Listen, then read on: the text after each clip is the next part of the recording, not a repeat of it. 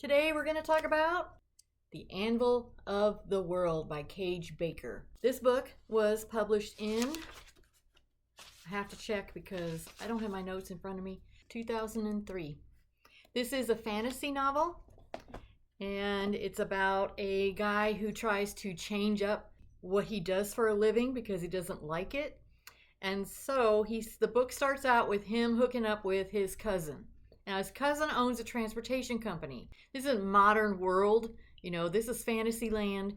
And his transportation company is kind of like a whole bunch of carts that are connected to each other, but they're not on rails. I don't know exactly how to explain how the transportation carts work, but they are pretty big. They're big enough that they can carry something called a paladin. So like a tented cart that people would pick up and walk you around with, but it sits down onto one of these carts, and there is an engineer's cart, if you will, up in the front. And what the primary character's cousin does is ship precious stuff. He'll move things from one place to another. He gets paid and all this kind of stuff. So the main character's name is Smith. That's all we know about him. His name is Smith. And Smith hooks up with his cousin to get a job. And his first job is to take a whole bunch of very delicate objects all the way from this one town to another town called Salish by the Sea. Not really sure how far away Salish by the Sea is from this town, but it takes them a good, I would say maybe a week or two to get there. When his cousin is loading up the cargo for his transportation company, he picks up not only the precious goods, but he also picks up different people. And on this I don't know, cart train, I don't know what to call it at all. It's just like carts. There's a cook, there's a runner, so there's a person who is trained to run really, really fast in front of the train to look for obstacles in the way, and that person can run back and let the conductor know, hey, there's an issue up there, you need to look out for it.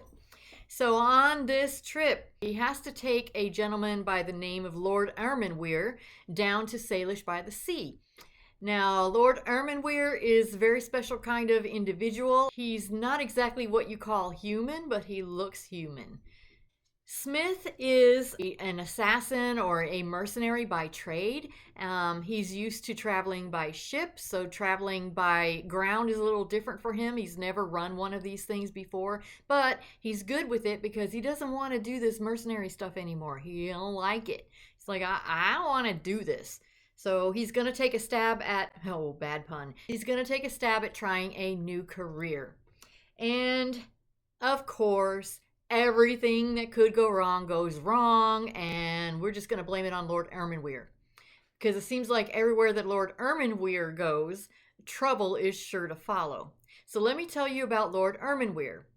He is a hybrid creature, so he is part devil and part not devil, but demon and angel. So his father is a demon and his mother is an angel. There are different cultures in this land, in this world, that have different belief systems. You have people called the Greens and the people of the sun. I can't remember, even though the book is right in front of me. The sons of the sun or something. And there's lore that goes with all of this stuff.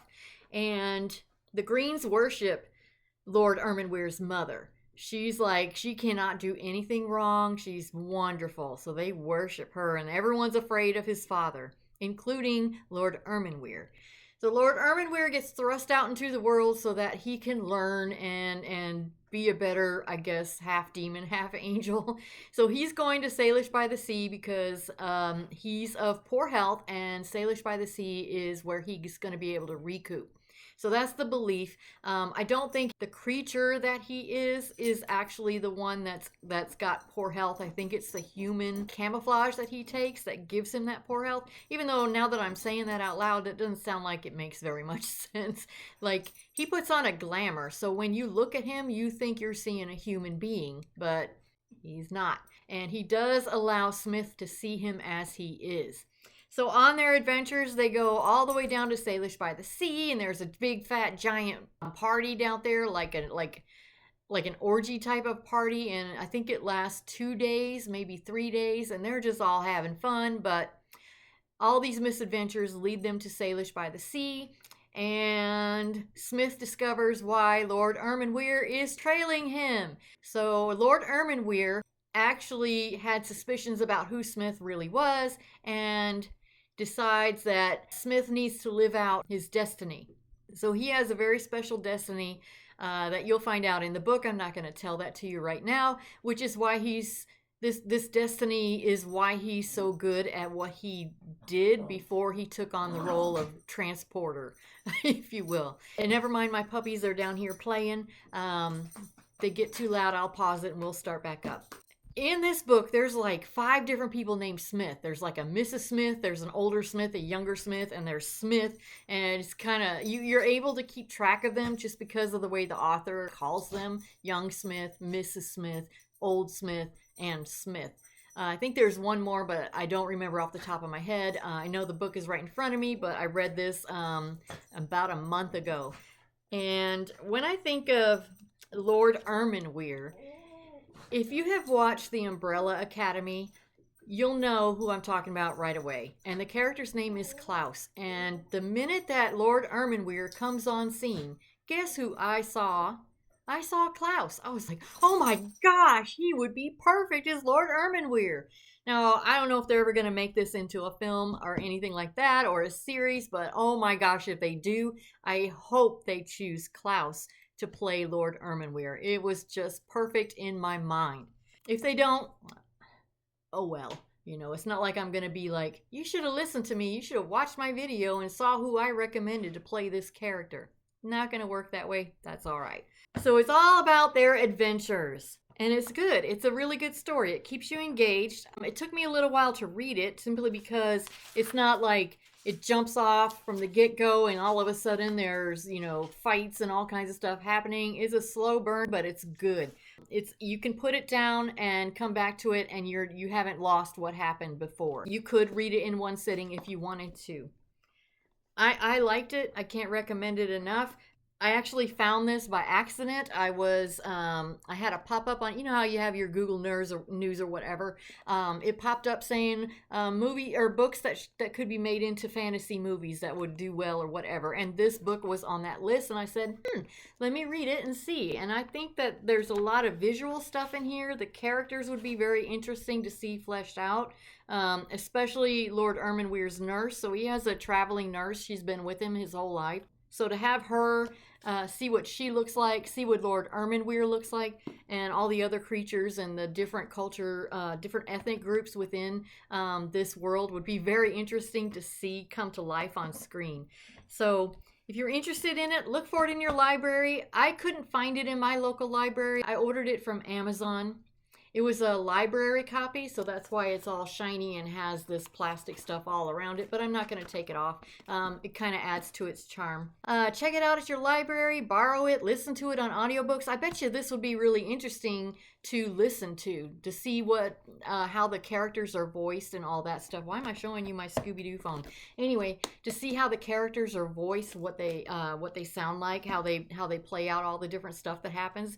I'm not an audiobook person. I like to read the words. I feel like if I listen to a book, someone telling me the story, I would just tune it out because it would feel like someone's just yakking at me and I'm like, whatever, I'm not paying attention. I like to sit down and read it.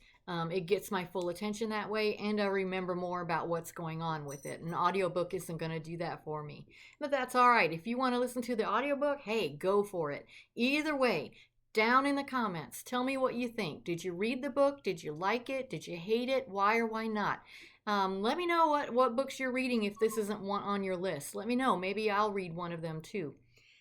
Go to your library, check out a book, read something, comic books, the back of cereal boxes. I know when I was a kid, I used to read the back of cereal boxes for whatever reason. I loved it. It passed the time. I have links down in the description for libraries, or if you can't find a library, I also have the World Library link down in there. I will also link to this book. I'll link to this book. I will also link to the author's page if I can find one for you. So y'all have a great day. Be kind to yourselves. Be kind to each other.